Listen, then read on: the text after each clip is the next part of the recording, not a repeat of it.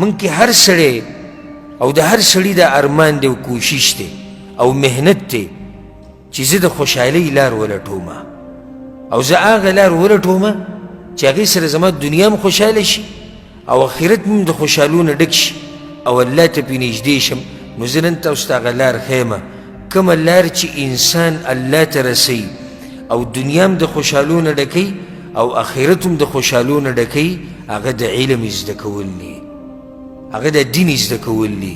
دا یو لار دی چې الله پرې ته راضي کولی شي، دا یو لار دی چې ته پرې جنت ته رسېدی شي، دا یو لار دی چې ته پرې د جهنم نه بچ کېدی شي، دا یو لار ده چې تا ته پرې یو نور او رڼا میلاویدی شي.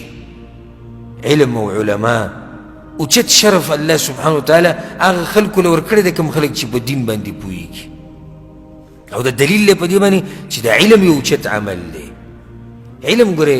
یوازې دې ته نه وایي چې یو سړی ناظره قرآن ووایي. زموږ د پښتنو سادهتوب دی چې کوم سړی ناظره قرآن وایي بس دی لکه علم کړی دی، یا او د ټولو نه غټ عالم ورته هغه ښکاري چې قرآن زباني یاد کړي،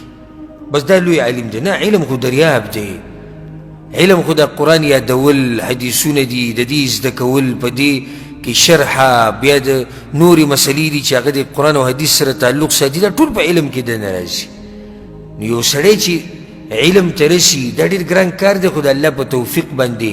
اسانیږي او چې انسان مهنت او کوشش وکړي. په دې ځای کې زموږ دا راجمع کېده دا هم د دغې دپاره دی چې موږ څه نه څه زده کړو، د دنیا دپاره موږ څومره ټیم ورکوو، سحر شي او ماښام شي او موږ کوشش او مهنت او دا ټول دې دپاره چې موږ د دنیا وګټو او په دې دنیا باندې پوهه شو. نو پکار دا ده چې موږ څه نه څه وخت د خپل دین له ورکو، چې دومره خو پوه شو که نه چې زموږ د الله څه وایي په قرآن کې، زموږ پیغمبر صلی الله علیه وسلم موږ ته څه وایي، الله په باره کې څه عقیده ساتل پکار دي، د پیغمبر په باره کې څه عقیده ساتل پکار دي، چې دا خبرې خو وپېژنو که نه. مونځ به څنګه کوې،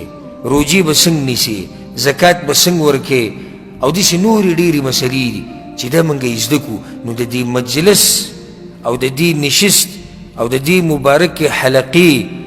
د دې مقصد هم دغه دی چې موږ دغه علم یې زده کړو او په هغه خلکو کې شمار کړی شو کومو خلکو ته چې الله دغه عزت ورکړی دی.